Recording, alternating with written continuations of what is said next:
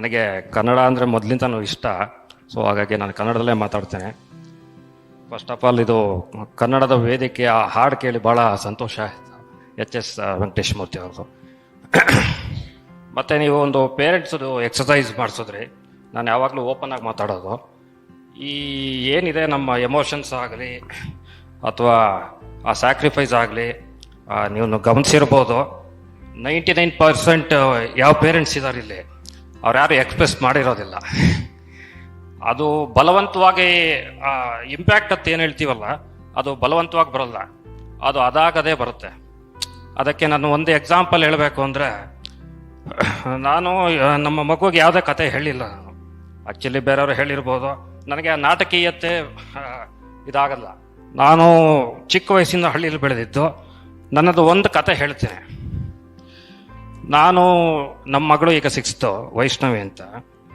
ನಾನು ಇದೇ ಏಜಲ್ಲಿದ್ದಾಗ ನಮ್ಮ father hearing impaired, actually is a completely hearing impaired. ನನಗೆ ಆ ಏಜಲ್ಲಿ ನನಗೆ ಇಯರ್ ಇನ್ಫೆಕ್ಷನ್ ಆಯಿತು. ಮೇಜರ್ ಇಯರ್ ಇನ್ಫೆಕ್ಷನ್ ಆಗಿ ನಾನು ತಿಪ್ಟೂರ್ ಹತ್ರ ಇದ್ದಿದ್ದು, ನಡುವಿನಕೆರೆ ಅಂತ. ನನಗೆ ಅವಾಗೆಲ್ಲ ನಮ್ಮ ಬಾಲ್ಯದಲ್ಲಿ ನಾನು ನಮ್ಮ ಅಣ್ಣ ಅಷ್ಟೇ ನಮ್ಮ ಹಳ್ಳಿಲಿ ಬೆಳೆದಿದ್ದವರು. ಏನು ಅಷ್ಟು ಚಿಕಿತ್ಸೆಗಳಿಲ್ಲ, ಇದೆಲ್ಲ ಇಲ್ಲ. ನಮ್ಮ ಫಾದರು ಬಟ್ ನನಗೆ ಆ ಒಂದು ಇನ್ಸಿಡೆಂಟ್ ಈ ಗಳಿಗೆ ಕೂಡ ಈಗ ಜ್ಞಾಪಕ ಇದೆ. ಅಂದರೆ ಅಷ್ಟು ಮನಸ್ಸಲ್ಲಿ ಹಚ್ಚೊತ್ತಿದೆ. ಕಾರಣ ಇಷ್ಟೇ, ನನಗೆ ಕೆಲವೊಂದು ಘಟನೆಗಳು ಮಾತ್ರ ನೆನಪಿದೆ. ಸುಮಾರು ಇದು ಒಂದು 30-32 ವರ್ಷ ಹಿಂದೆ ಘಟನೆ.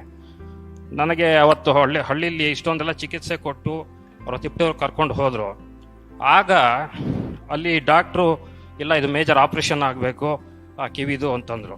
ನಮ್ಮ ಫಾದರ್ಗೆ ನಮ್ಮ ಚಿಕ್ಕಪ್ಪಂದರು ಬರೆದು ತೋರಿಸಿದ್ರು, ಹೀಗೆ ಇದಾಗಬೇಕು ಅಂತ. ನಮ್ಮ ತಂದೆಯವ್ರಿಗೆ ಬರ್ತಿದ್ದೆ 1,000 ರೂಪಾಯಿ ಸಂಬಳ. ನಮ್ಮ ತಂದೆಯವರು ನಮ್ಮ ಮುಂದೆ ಏನೂ ತೋರಿಸ್ಕೊಳ್ಳಿಲ್ಲ.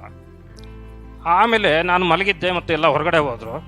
ನಮ್ಮ ಫಾದರ್ ಅಲ್ಲಿ ಎದುರುಗಡೆ ಒಂದು ಗಣೇಶನ ವಿಗ್ರಹ ಯಾವುದೋ ಒಂದಿತ್ತು. ಅಲ್ಲಿ ಹೋಗಿ ಅವರು ನಾನು ಮಲಗಿದ್ದೀನಿ ಅಂತ ಅಂದ್ಕೊಂಡಿದ್ರು. ನನಗೆ ಅದು ಕೇಳಿಸ್ತಾ ಇತ್ತು. ಅವರು ಪ್ರೇ ಮಾಡ್ತಾಯಿದ್ರು. ಅವ್ರು ಏನು ಅಂದ್ಕೊಂಡಿದ್ದಾರೆ, ಅವ್ರದ್ದು ಒಂದು ಕಿವಿ ಹೋಗಿದೆ ಅಂತ. ಅವ್ರದ್ದು ಆ್ಯಕ್ಚುಲಿ 2 ಕಿವಿನೂ ಹೋಗಿದೆ.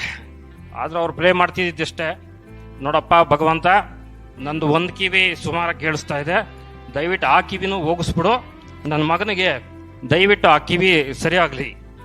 ಆ ಪ್ರೇಯರ್ ಅಷ್ಟು ಮಟ್ಟಿಗೆ ಅಂದರು. ಅಂದರೆ ಆ ಸ್ಯಾಕ್ರಿಫೈಸ್ ಅನ್ನೋದಕ್ಕೆ ಹೇಳಿದ್ದು. ನನಗೆ ಆ ಬಾಲ್ಯದಲ್ಲಿ ಅಂಥವೆಲ್ಲ ಅಷ್ಟು ಒಂದು ಮನಸ್ಸಲ್ಲೂ ಹಚ್ಚುತ್ತದು.